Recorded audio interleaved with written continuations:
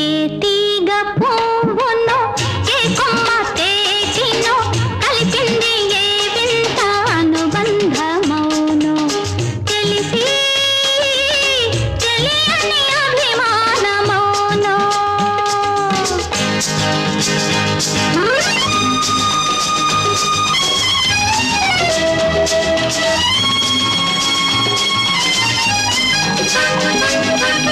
మనసు మోగది మాటలు రానిది మమత ఒకటి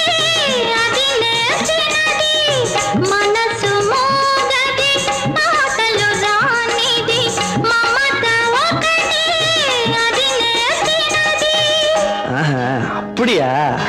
పెద్ద అర్థమైనట్టు